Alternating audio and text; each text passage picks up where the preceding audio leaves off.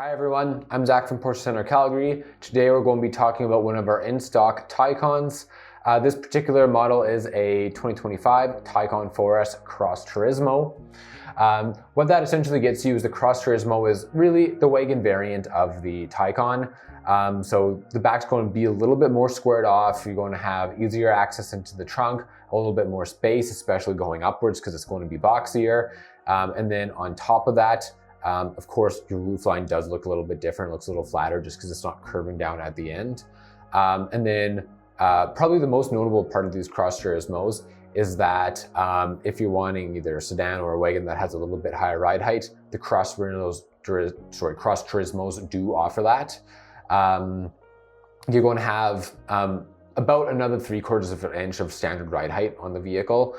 And then on top of that, you're also going to have a little bit more larger like fender flares that have that like hard matte black plastic material to resist rock chips or anything like that. So if you are out driving on gravel roads on occasion, for example, that's what Porsche had in mind designing this vehicle. And then on top of the standard extra ride clearance, you do have an optional gravel mode that you can go into that's going to raise the car up even a little bit higher, and it'll actually sustain you up to 80 kilometers an hour in that gravel mode.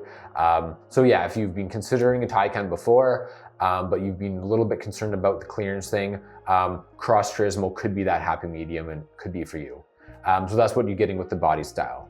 As far as the 4S goes, it's just indicating that it's the all-wheel drive S variant. And then with that, the S variant, you are getting a motor on the front and rear axle.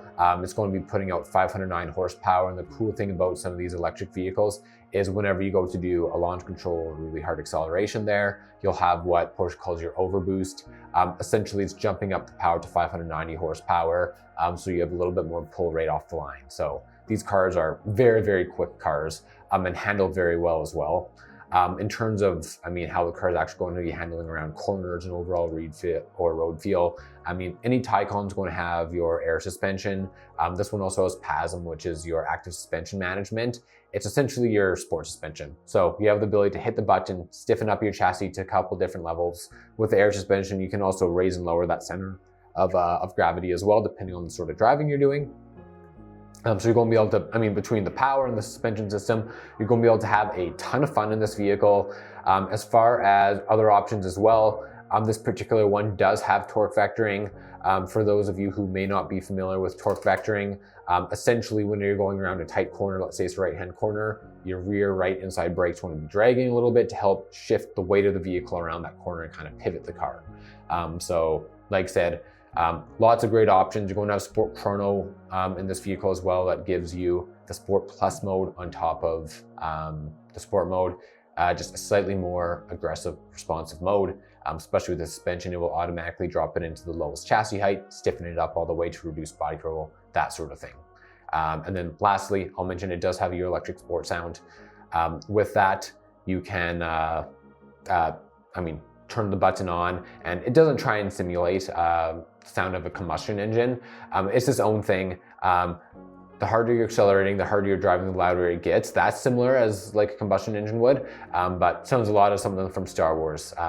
So it's cool in its own way, but not comparable to a combustion motor at all. So that's pretty much what I have to mention in terms of the performance side of things on this vehicle. As far as colorway, some of the other options. So this is one of our new standard colors that came out for this year. This one's Oak Green Metallic Neo. Oak Green, very much so associated with some of the older 911s, and now it's become a little bit more popular with paint to sample examples. So I do want to point out this Oak Green Metallic Neo is the new version of previous paint to sample version. I wouldn't say it's quite as dark. So it's a little different there, but it looks absolutely fantastic. Personally, I really like green. Think it's a great look, so it's a really cool color. And then that's going to be coupled with a club leather truffle brown interior on the inside. So club leather is Porsche's premium leather. It's thicker, more naturally dyed, less blemishes in it, lasts a little bit longer, smells nicer for longer, that sort of thing. Really nice looking interiors, like a rich brown, looks fantastic. Then coming back to the outside of the vehicle, You're going to have the 21-inch Cross Turismo design wheels. So those are the specific off-road ones that have been designed along with the Cross Turismo here. It's going to come with all-season tires on it. It has the 2+1 seating, so car's mostly still going to be a 4-seater, but it does have a seat in the middle row there still. In the rear row has a middle seat there. And then if you are needing to fit 5 people in the car, you can absolutely do it. This probably wouldn't be recommended for drives that are a little bit longer. You're heading out for a ski day or something like that. It'd be a little bit tight in my opinion for that. Car's got the premium package on it.